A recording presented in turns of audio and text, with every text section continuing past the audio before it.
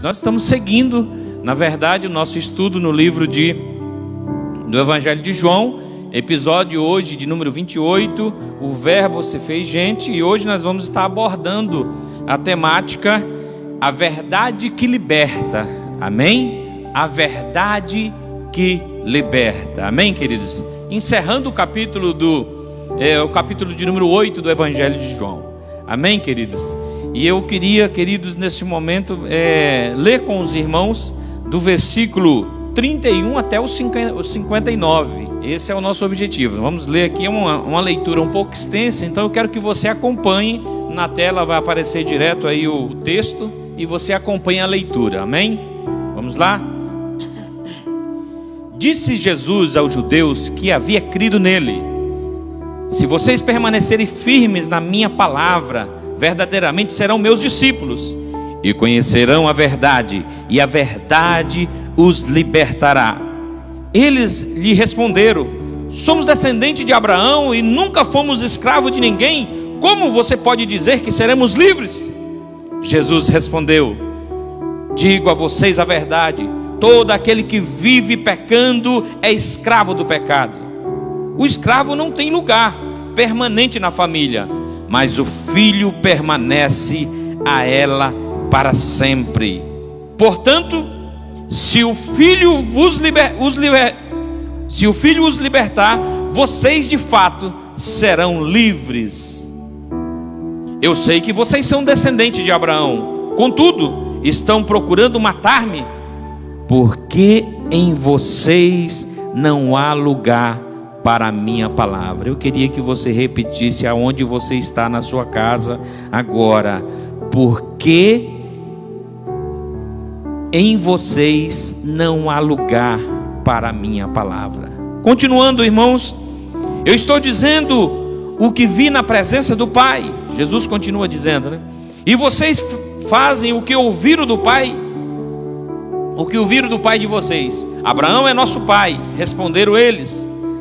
Mas vocês estão procurando matar-me, sendo que eu falei a vocês a verdade que ouvi de Deus. Abraão não agiu assim. Disse Jesus: se vocês fossem filhos de Abraão, fariam as obras que Abraão fez. Então, fazendo as obras do pai de vocês. Protestaram eles: nós somos filhos ilegítimos, o único pai que temos é Deus. Disse-lhe Jesus: se Deus fosse o pai de vocês, vocês se amariam, pois vocês me amariam, pois eu vim de Deus e agora estou aqui.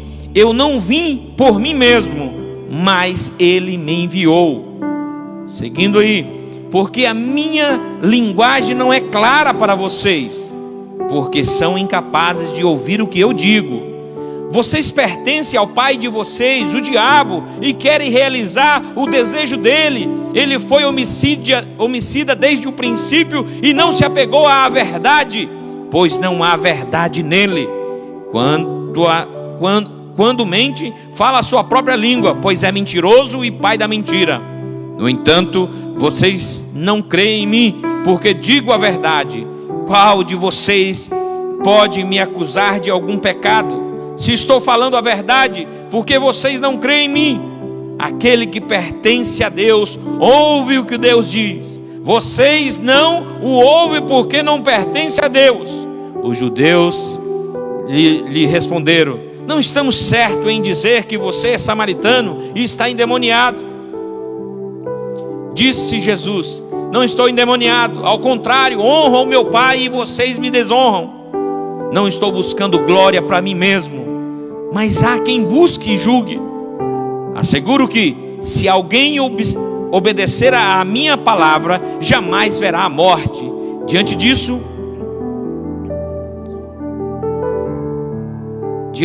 os judeus exclamaram: agora sabemos que você está endemoniado. Abraão morreu, bem como os profetas, mas você diz que, se alguém obedecer à sua palavra, nunca experimentará a morte.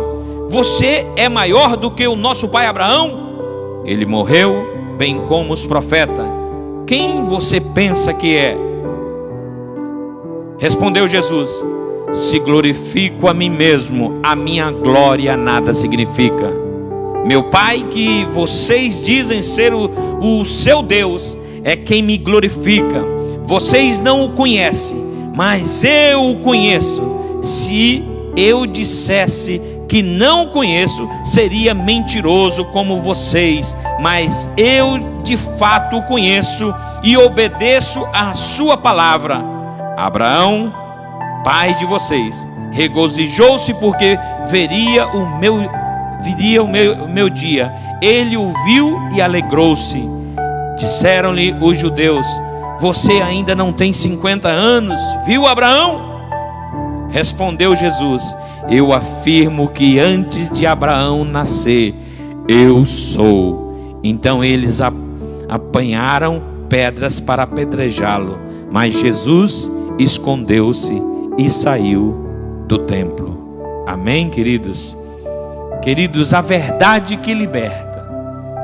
A verdade que liberta. Só há uma verdade que liberta. Só há uma verdade que pode mudar a história do homem. Mas esses homens que aqui estavam, os judeus, como Jesus estava no templo ali, ensinando eles, já tem todo o contexto que nós já estamos falando sempre aí da trajetória de Cristo. Ao chegar ali no templo, estava ensinando aos judeus ali, e de uma forma meio calorada, Jesus estava questionando e falando para eles da divindade dele. O que fazer quando um doente que não reconhece a sua enfermidade? Você já reparou de uma pessoa que, imaginou uma pessoa que não conhece, não respeita o seu problema de enfermidade e brinca com ela e acaba sofrendo? Por exemplo, uma pessoa que sofre de diabetes, por exemplo, ou hipertensão, e aí ele não guarda a sua alimentação como deveria, e aí o que acontece? A diabetes sobe, a pressão pode subir, são esses detalhes. Não reconhece, não aceita. E o que fazer com uma pessoa que não reconhece isso? Aqueles judeus não reconheciam a falha deles. Como receitar um tratamento para uma pessoa que requer, que sequer sabe da sua real condição? Semelhantemente, os judeus que achavam que eram livres, muitos hoje vivem com essa ilusão. Amados, tem muitas pessoas que acham que são livres, mas são religiosos de carteirinha, são escravizados pela religião. Talvez esse momento seja tão propício para Deus nos mostrar, queridos, como nós estamos em falha, como nós estamos tendo dificuldade, como nós estamos tendo a dificuldade de caminhar como igreja. Porque nós pensamos que igreja é só templo, é só um local de reunião. Nós estamos focados nisso, pensando nisso.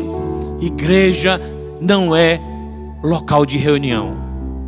Embora seja importante nós termos um local de reunião, sim, temos que nos congregar aqui, mas nós temos que aprender a viver como igreja nos nossos lares, a viver como igreja lá no nosso trabalho, a viver como igreja em todo lugar que nós andarmos, queridos. Nós somos a igreja viva do Senhor, que carregamos a palavra da verdade, e somente o Senhor, somente vivendo para o Senhor, nós temos que ser essa igreja, uma igreja que vive. O que Jesus falou àqueles homens? Olha, em vocês não há a minha palavra. Lembra que eu mandei vocês repetirem justamente isso? Em vocês não há a minha palavra. O que falta, queridos, é a palavra de Deus habitar em nós. Porque somente com a palavra habitando é que nós somos igreja. Se a palavra não habitar em mim, em você, em cada um de nós, queridos, não pode existir uma igreja. Pode existir um membro de uma denominação, mas não a igreja. Só existe igreja onde habita a palavra da verdade, onde habita Jesus Cristo, onde habita o Senhor. E quem não conhece isso, queridos, continua enfermo, está doente, e consequentemente pode chegar a óbito. Como conhecer essa verdade que liberta? Como conhecer essa liberdade, queridos? Vejam só, qual era o contexto de Jesus? Jesus, em todo o capítulo 8, argumentou com os judeus. Nós já falamos isso várias vezes. Jesus argumentava sobre a sua missão na face da terra, a sua natureza, a sua divindade. Jesus sempre colocou em pauta isso. Olha, eu vim porque Deus me enviou, o meu Pai me enviou. Ele coloca a divindade de Cristo. O Evangelho de João está sempre procurando colocar a divindade de Cristo, colocar o Senhor como o Deus eterno. Jesus como aquele verdadeiramente, como um filho de Deus, como divino. Não é uma discussão amistosa. Percebe-se que o diálogo chega a tamanho impasse que Jesus é obrigado a retirar-se. Jesus teve que sair fora. Por quê? Era um contexto, um clima, todo o capítulo 8 que a gente vem puxando, desde da cura, ou seja, daquela mulher que seria apedrejada no início do capítulo, quando Jesus ali perdoa o pecado dela e diz: olha, cadê os teus acusadores? E eles disseram, ela disse, olha, foram embora, porque Jesus havia dito para eles: ó, quem não tiver pecado, que atire a primeira pedra. E daquele contexto ali para cá, dentro do templo, Jesus vem argumentando e falando com os judeus, e os judeus ali, os fariseus, e eles estavam questionando Jesus.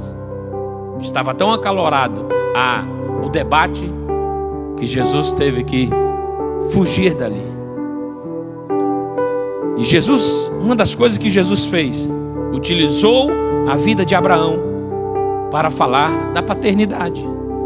Jesus utiliza a vida de Abraão como um ponto de partida para discutir sobre a verdadeira filiação, sobre ser filho de Deus.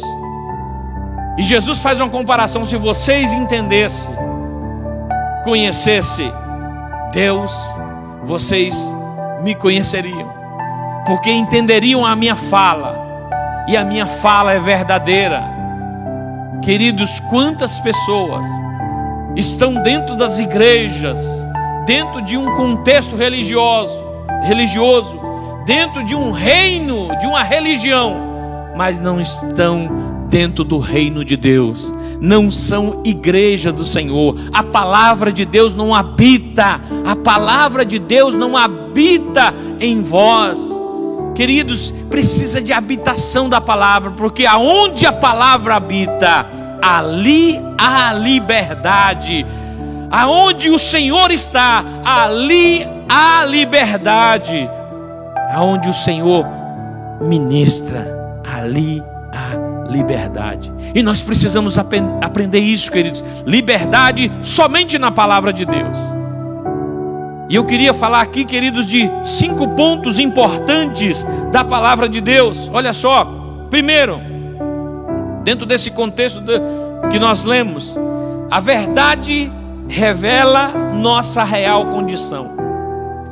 Essa é a situação da verdade, porque a mentira nós conseguimos encobrir as coisas, mas a verdade, ela revela a real situação, a real condição do ser humano. Diante de uma empáfia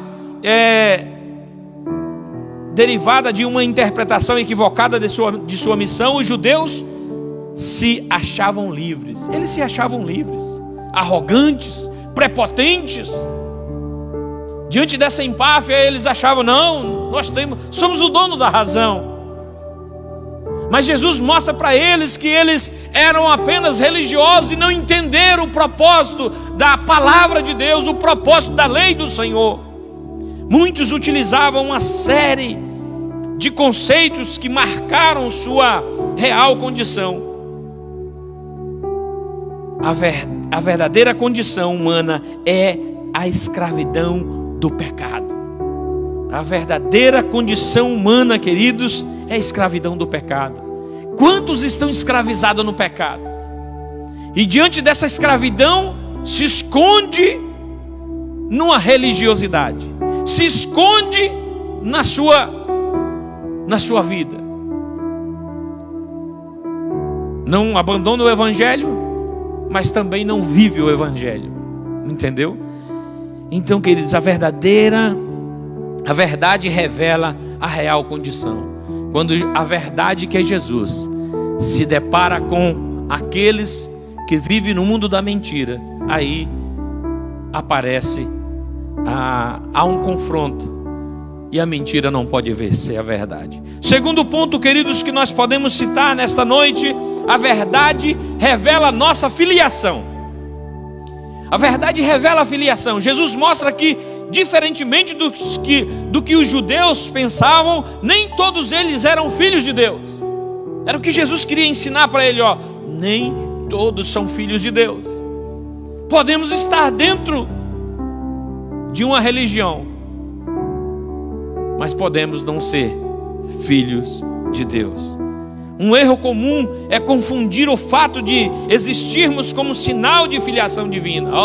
Todos são filhos de Deus, toda a humanidade. Tem uns que gostam de pregar isso como efeito, né? Não sei se é um efeito de fala ou porque creem nisso mesmo.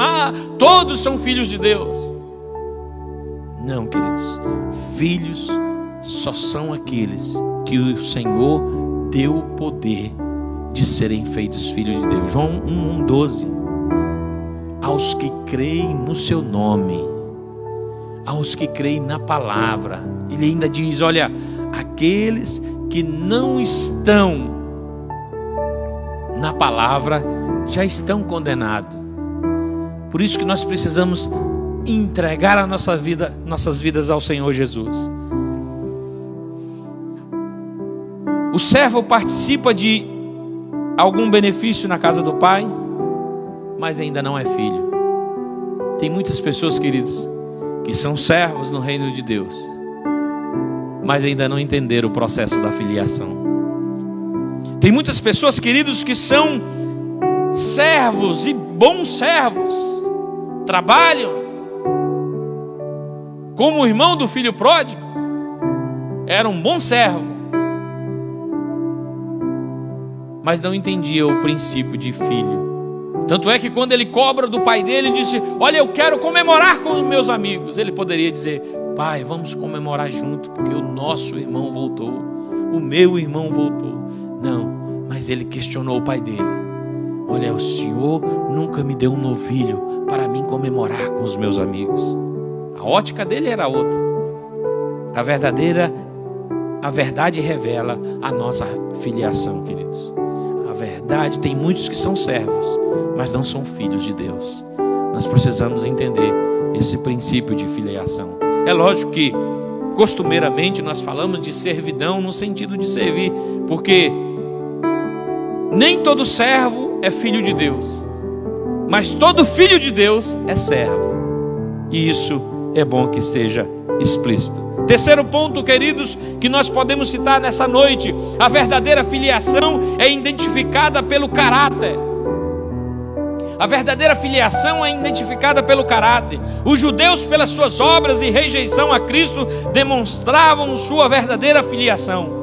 Irmãos do mesmo Pai se reconhecem e possuem traços comuns.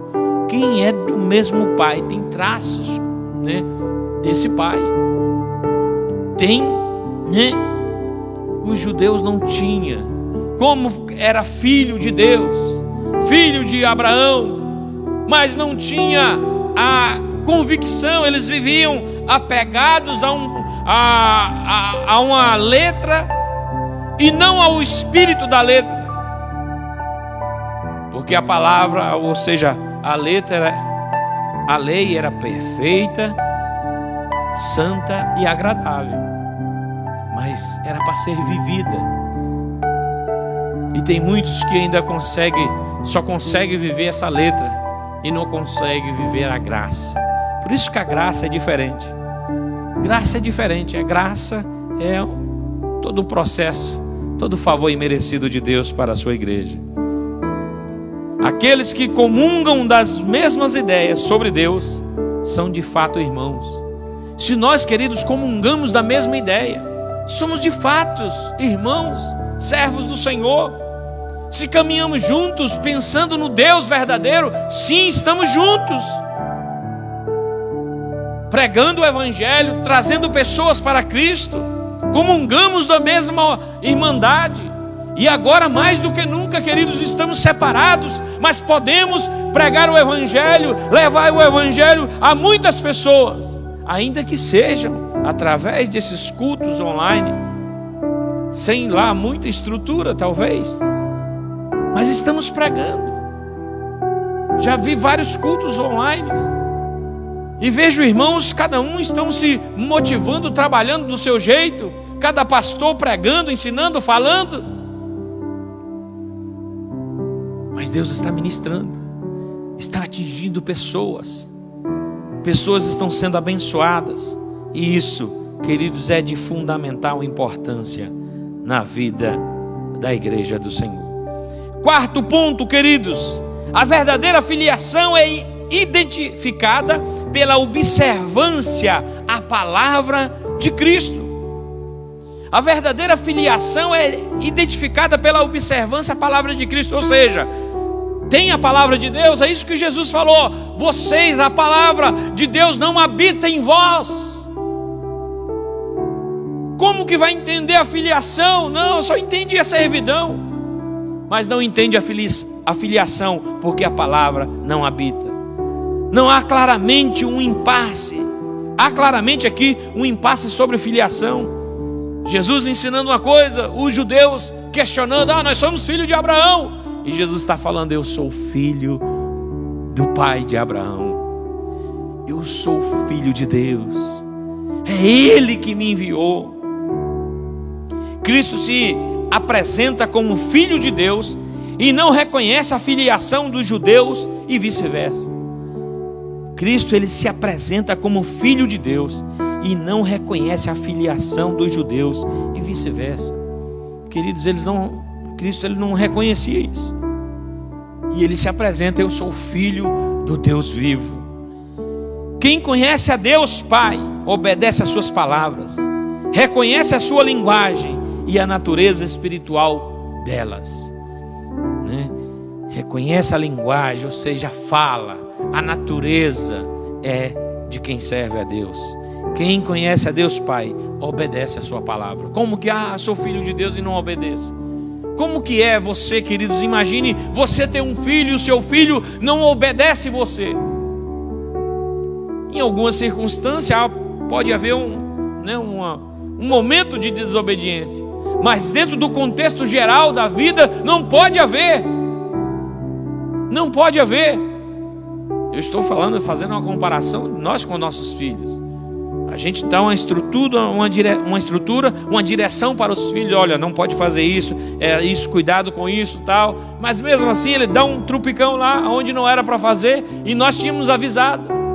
Deus também, da mesma forma, na sua palavra, nos dá toda a estrutura de obediência. Mas vez ou outra a gente acaba, dando algumas vaciladas. A verdadeira filiação é identificada pela observância. Observa a palavra de Deus. Você quer saber se uma pessoa é servo de Deus? Veja se a palavra habita nele, como diz o texto. Quinto e último ponto, queridos: a verdadeira filiação é provada pela aceitação da divindade de Cristo. Como que nós vamos aceitar a filiação de Deus?